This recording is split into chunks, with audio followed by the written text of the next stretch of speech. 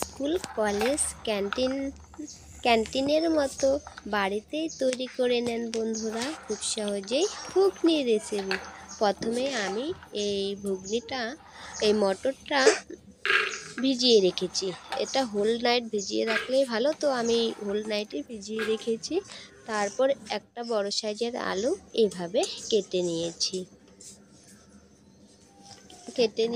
তো এখন আমি এখানে পরিমাণ মতো জল অ্যাড করে দিব। আর এটা একটু বুঝিয়ে দিতে হবে, জলটা একটু বুঝে শুনে দিতে হবে, যেন সেদ্ধ হয়, জলটাও ফেলতে না লাগে, জল থাকে। তো তারপর আমি ঢেকে গ্যাসটা অন করে বসিয়ে দিলাম। মোটামুটি 4টা সিটি বাজলেই নামিয়ে নেব।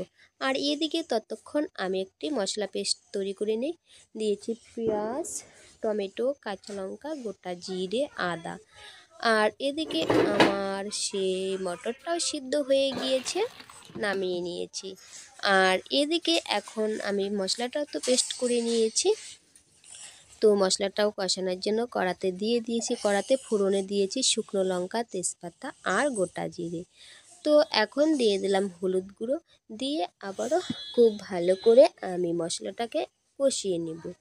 আর এই পর্যায়ে দিয়ে দিব আমি পেঁয়াজ কুচি, একটি বড় সাইজের পেঁয়াজ কুচি করে নিয়েছি। দিয়ে দেব টমেটো কুচি,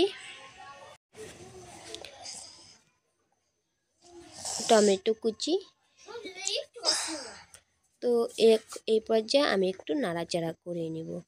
আর এখানে আমি দিয়ে দেব, ভালোভাবে নাড়াচাড়া করে দিয়ে দেব লঙ্কা কুচানো কয়েকটা। যে যতটা ঝাল পছন্দ করে সেই অনুযায়ী, আমি একটু পাইচি খেতে পছন্দ করি, তাই অনেকটাই কাঁচা লঙ্কা কুচি করে দিয়ে দিলাম। তো আবারও একটু নাড়াচাড়া করে নেব। আর এখানে এখন আমি অ্যাড করব পরিমাণ মতো নুনটা দিলে পেঁয়াজ, টমেটো এটা তাড়াতাড়ি সিদ্ধ হয়ে যাবে, গলে যাবে। আর এখন আমি খুব ভালোভাবে 1 মিনিট মোটামুটি নাড়াচাড়া করতে থাকবো, যতক্ষণ না মশলার গা থেকে, পেঁয়াজ রসুনের গা থেকে তেলটা ছেড়ে আসছে। দিয়ে দিলাম ধনে গুঁড়ো, জিরে গুঁড়ো দিয়ে আবারও আরেকটু নাড়াচাড়া করতে থাকবো, কষাতে থাকবো। এই পর্যায়ে দিয়ে দিব এখন আমি রেড চিলি পাউডার, কালারের জন্য রেড চিলি পাউডার। এটা বেশ ঝালও আছে, তো এটা দিয়ে দিব এখন। দিয়ে আবারও কিছুক্ষণ সময় নাড়াচাড়া করব। তো নাড়াচাড়া মশলাটা কষানো একদম কমপ্লিট। তো ঢেলে দিলাম এই পর্যায়ে, তো ঢেলে দিয়েছি।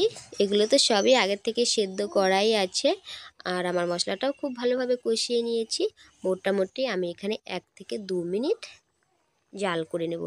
আর নামানোর আগে দিয়ে দেব গরম গুঁড়ো, আর দিয়ে দেব তেঁতুলের কাই। তো বন্ধুরা, তেঁতুলের কাইটা স্কিপ হয়ে গিয়েছে। তো ফাইনালি এরকম কালার এসেছে। তো বন্ধুরা, কেমন লাগলো অবশ্যই তোমরা কমেন্ট বক্সে কমেন্ট করে জানিয়ে দিও।